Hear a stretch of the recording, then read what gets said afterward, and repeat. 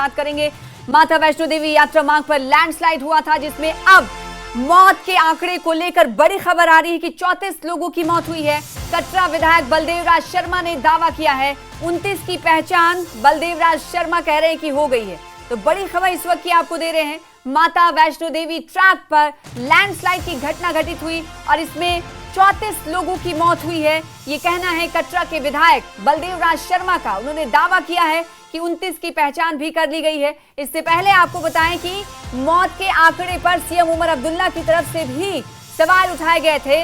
उन्होंने दावा किया था कि 29 से 30 अमवात हुई हैं और अब वैष्णो देवी यात्रा मार्ग पर ट्रैक पर जो लैंडस्लाइड हुआ था उसमें 34 लोगों की 34 श्रद्धालुओं की मौत हुई थी। ये कहना है, ये दावा है कटरा के विधायक बलदेव राज शर्मा का। इन्होंने कहा है कि 29 की पहचान भी कर ली गई है और जो जख्मी श्रद्धालु हैं उन्हें इलाज के लिए भर्ती भी करा दिया गया है। ये देखिए वही ट्रैक है जहां पर लैंडस्लाइड हुई थी। लैंडस्लाइड के बाद लोगों को भर्ती कराया गया था और अब बलदेव राज शर्मा जो कि कटरा से विधायक हैं, एमएलए हैं, इन्होंने बड़ा दावा किया है कि अब तक 34 लोगों की इस लैंडस्लाइड के वाकये में मौत हुई है और 29 लोगों की पहचान भी हो गई है। आपको बताएं कि इस हादसे के बाद प्रधानमंत्री नरेंद्र मोदी और साथ ही साथ गृह मंत्री अमित शाह की तरफ से शोक संतप्त संवेदनाएं भी व्यक्त की गई हैं और न सिर्फ संवेदनाएं बल्कि एलजी मनोज सिन्हा की तरफ से ये बताया गया कि श्राइन बोर्ड ने 5 लाख रुपए मुआवजे का ऐलान किया है। तो आपदा प्रबंधन प्राधिकरण की ओर से 4 लाख रुपए के मुआवजे का मृतकों के परिजनों को मुआवजे का ऐलान किया गया है और कुल राशि मिलाकर हो जाती है 9 लाख रुपए। तो पीड़ित परिवारों के लिए 9 लाख रुपए मुआवजे का ऐलान किया गया है और अब कटरा हादसे में मौत के आंकड़े को लेकर दावे लगातार किए जा रहे हैं। इससे पहले सीएम उमर अब्दुल्ला की तरफ से दावा किया गया था कि 29 से 30 लोगों की मौत हुई है और वहीं अब कटरा के विधायक कह रहे हैं कि 34 लोगों की मौत हुई। सर्वप्रथम तो मैं मतलब कि बहुत दुखी हूँ इस बात के लिए कि जो घटना जो घटी है, जो तो स्वर्ग से धार के परमात्मा उनको, माता भगवती उनको अपने चरणों में स्थान दे। जो मतलब स्वस्थ है, जिनका इलाज चल रहा है, उनका बेहतर तरीके से इलाज हो। जो आंकड़ा अभी तक का जो आप पूछ रहे हैं वो 34 का है। 34 में जो है वो, जैसे मैंने पता किया है माता वैष्णो देवी श्राइन बोर्ड से भी और हॉस्पिटल विजय जी से जो है इंचार्ज है, उनसे पता जो किया, उसमें 29 जो डेड बॉडी है वो आइडेंटिफाई हो गई है। 5 जो डेड बॉडी है वो अनआइडेंटिफाई है। एक तो ये सबसे ये बात है कि ये सारे के सारे लोग 34 के 34 ये नंबर वाले थे, आरडीएफ वाले थे, जिनकी पहचान पूरे तौर पे हो गई है और पहचान होने के बाद बाकी का आपने देख ही लिया है। और जैसे आप कह रहे हैं कि रेस्क्यू हमें भी यहाँ के ग्राफिक जो श्राइन बोर्ड के और खास तौर पे विजय जी जो यहाँ पे हैं, उनसे जब पूछा है तो उन्होंने यही कहा है कि रेस्क्यू का जो ऑपरेशन है वो मोस्टली मतलब के पाइतम मिल तक पहुंच गया। तो आप सुन रहे थे कटरा हादसे में 34 लोगों की मौत हुई है। बलदेव राज शर्मा जो कि एमएलए हैं कटरा से, उन्होंने बताया है कि उन्होंने दौरा किया और उन्हें श्राइन बोर्ड से भी उन्होंने इस हवाले से पुष्टि कर ली है कि 34 लोगों की मौत हुई है और कई लोग घायल हैं जिनका इलाज चल रहा है। आपसे कुछ देर पहले ही आप प्रतिक्रिया सुन रहे थे और 6 तस्वीरें आप टीवी स्क्रीन पर देख पा रहे हैं। अलग अलग जगह की ये तस्वीरें हैं जहां पर युद्ध स्तर पर रेस्क्यू ऑपरेशन चल रहा है, बचाव कार्य जारी है।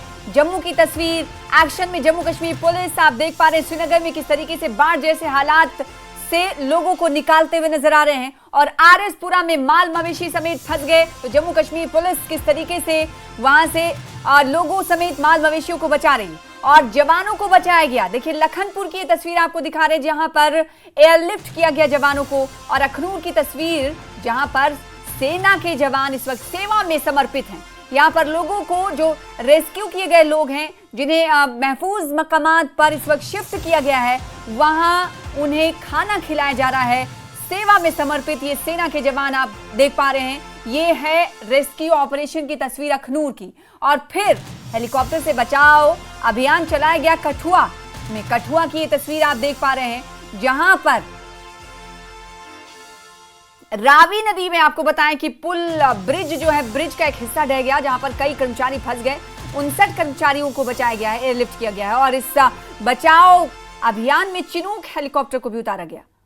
ये 6 तस्वीरें अलग अलग जगह की हैं जिन्हें देखकर आप अंदाजा लगा सकते हैं कि कैसे जम्मू कश्मीर के अलग अलग हिस्सों में इस वक्त रेस्क्यू ऑपरेशन चल रहा है। तो तो कठुआ में पंजाब इरिगेशन विभाग के 59 कर्मचारियों को सेना और एयरफोर्स ने रेस्क्यू किया है। दरअसल उफनते रावी दरिया पर बने बैराज का गेट खोलने से आई बाढ़ में 60 कर्मचारी फंस गए थे। कड़ी मशक्कत के बाद जम्मू कश्मीर पुलिस, भारतीय वायुसेना और भारतीय सेना ने पानी के बहाव में फंसे कर्मचारियों को सुरक्षित एयरलिफ्ट किया। हालांकि इस दौरान एक कर्मचारी की पानी में बह जाने से मौत भी हुई।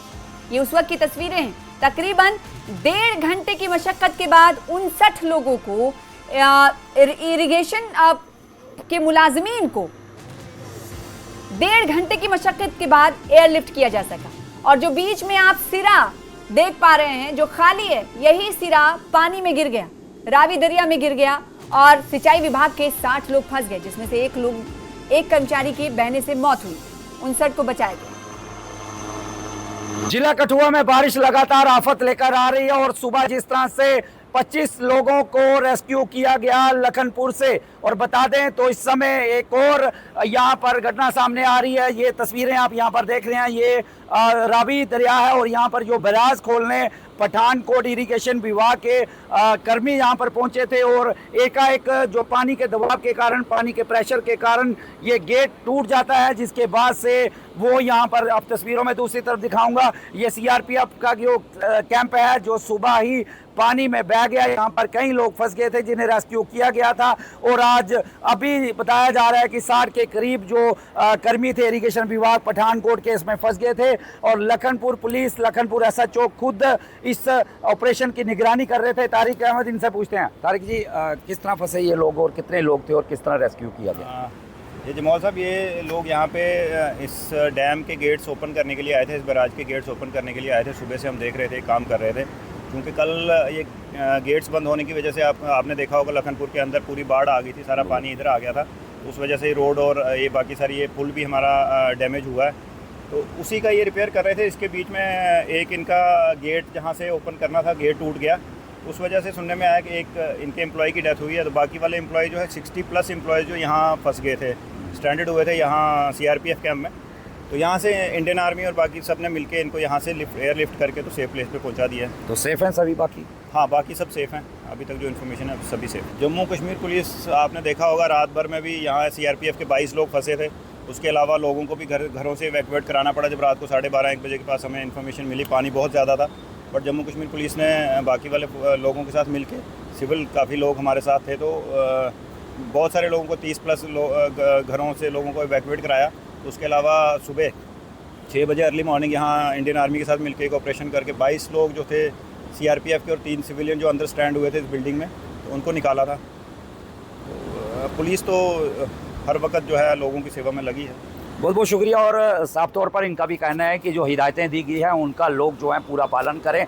और जिस तरह से आज कठुआ की बात करें तो कई लोगों को यहाँ रेस्क्यू किया गया, 60 के करीब अभी यहाँ से लोगों को एयरलिफ्ट किया गया है। यहाँ पर एसएचओ लखनपुर तारिक अहमद खुद इस ऑपरेशन की निगरानी कर रहे थे। भारतीय वायुसेना के चुनित हेलीकॉप्टर जो है इस एयरलिफ्टिंग में लगाए गए थे और सभी को सुरक्षित निकाला गया। हालांकि बताया जा रहा है कि एक जो कर्मी है उसकी मौत हो गई है। फिलहाल हालात जो है धीरे धीरे उनमें सुधार हो रहा है। पानी जो है वो कहीं ना कहीं रावी दरिया में कम देखा जा रहा है। न्यूज़ 18 जम्मू कश्मीर के लिए लखनपुर से चरणजीत सिंह।